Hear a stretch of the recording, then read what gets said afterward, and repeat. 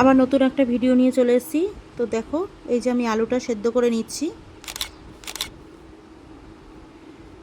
আলুটা কিন্তু সেদ্ধ বসিয়ে এই যে ছাড়িয়ে আমি করে নিয়েছি, চোকলাটা ছাড়িয়ে নিয়েছি। আর ময়দাটা আমি সুন্দর করে মেখে নিয়েছি কালো জিরে দিয়ে, নুন আর তেল আর সামান্য একটু চিনি দিয়ে আমি ময়ম দিয়ে নিয়েছিলাম। দিয়ে সুন্দর করে মেখে ওটাকে ওই অবস্থায় ঢাকা দিয়ে রেখে দিতে হবে।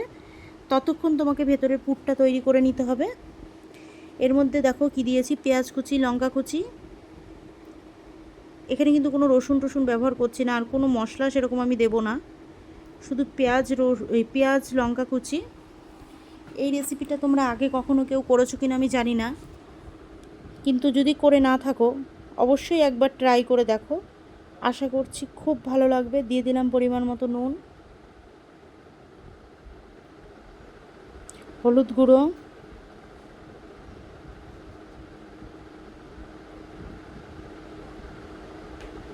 এটা বাচ্চাদের টিফিনেও দিয়ে দিতে পারবে, বড়দের লাঞ্চেও ব্যবহার করতে পারবে।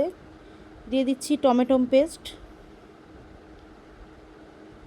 এখানে শুধু এই একটা জিনিসই পেস্ট দেয়া হবে, টমেটো পেস্ট। আর ঝালটা পরিমাণ মতো, কারণ কি যেহেতু বাচ্চাদের কথা মাথায় রেখে করা হচ্ছে এটা, যেহেতু আমার ছেলেও খাবে, ও তো ঝাল খেতে পারে না, ওই কারণের জন্য আমাকে এটা করতে হচ্ছে, কারণ ওর টিফিনেও আমি দেব।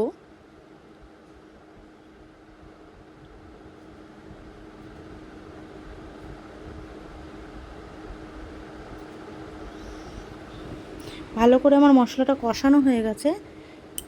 এবার দেখো, যে সেদ্ধ করে রেখেছিলাম আলুটা হাতের মধ্যে চটকিয়ে দিয়ে দিচ্ছি। এটা কিন্তু অন্য কিছু দিয়ে করার দরকার নেই, তাহলে কিন্তু অতটা ভালো হবে না। এই হাতে চটকিয়ে দিলেই জিনিসটা ভালো লাগবে। আর এইভাবেই থাকতে হবে, মানে একটু ডুমো একটু হয়েছে, এইভাবেই ম্যাশটা করতে হবে। এবার ভালো করে শুধু এটার সাথে কষাতে হবে, টমেটোমের পেস্ট, পেঁয়াজ, কাঁচা লঙ্কার সঙ্গে। এর মধ্যে কোনো জল ব্যবহার করা যাবে না, আর কোনো রকম মশলা দেওয়া যাবে না। ব্যাস এইভাবেই এখন কষাতে থাকতে হবে সুন্দর করে, যতক্ষণ আরও মানে শুকনো হয়ে থমথমে না হয়ে যাচ্ছে। দিয়ে দেবো এবার ধনেপাতা কুচি।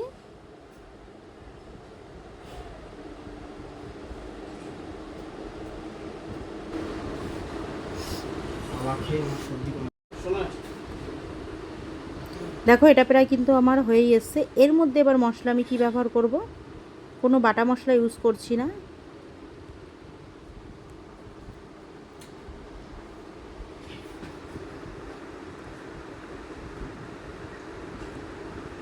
এর মধ্যে এবার দেখো ভাজা মশলা, মৌরি, জিরে, ধনে আর মেথি একসঙ্গে আমি গুঁড়ো করে নিয়েছি ভেজে শুকনো কড়াইতে, তো সেইটা আমি দিয়ে দিলাম এর মধ্যে।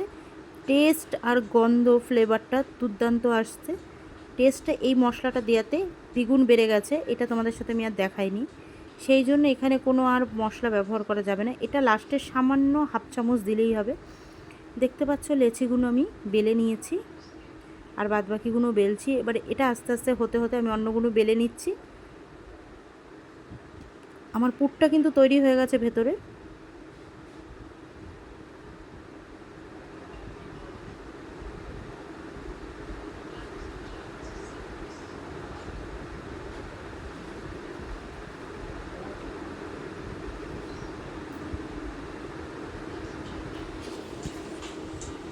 ওপরে আর একটা দিয়ে দিলাম।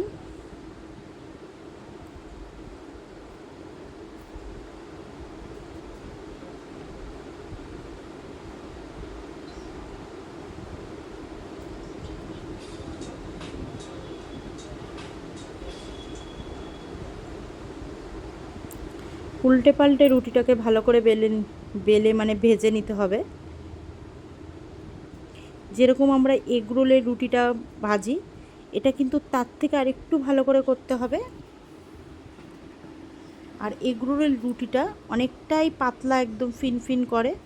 এইটার সাইজটা একটু ছোট করতে হবে, এটা কিন্তু বেশি মোটা করলে চলবে না।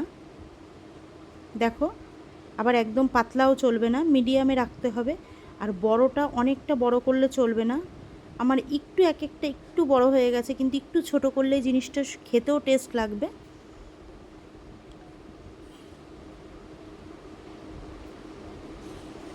আর কালো জিরে দিয়ে করলে টেস্টটা আরও সুন্দর বেরোবে। তো এইগুলো আমার হয়ে গেছে মোটামুটি। ছেলেরটা আগে করে ওকে ছেড়ে নিই। এবার দেখো দুটো ডিম ফাটিয়ে নিয়েছি, দিয়েছি গোলমরিচের গুঁড়ো আর নুন দিয়ে ফাটিয়ে নিলাম ভালো করে মিশিয়ে।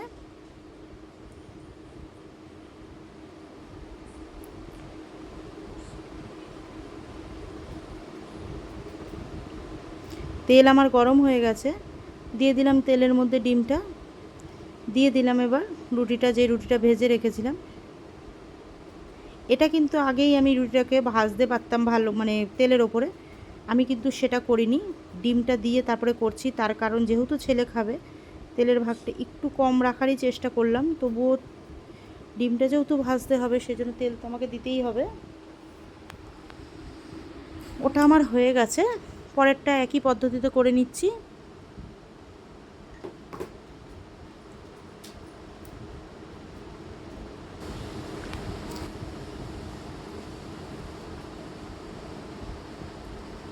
এটাও একই পদ্ধতিতে আমার করা হয়ে গেছে।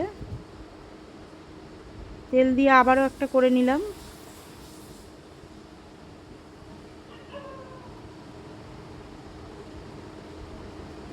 আমি কিন্তু এখানে দুটো ডিম দিয়ে 3টে এগরোলের বানাচ্ছি। তার কারণ ছেলে যেহেতু টিফিনে এগুলো দেবো, ওকে তো বেশি দেবো না, দুটো দেবো, কারণ যেহেতু ও একটা খাবে আর একটা তো সব বন্ধুরা ওই ভাগ বাটারা করে যেরকম খায়।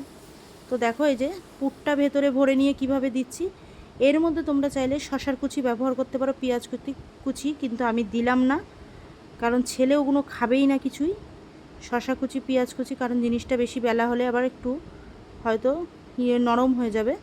তো এইভাবে দিলে সেটা কিচ্ছু হবে না, এরকমভাবেই থাকবে। একবার করে ট্রাই করে দেখো, বাচ্চারা বারবার খেতে চাইবে, এমন বাড়ির বড়রাও খেতে চাইবে। আলাদা করে সস আমি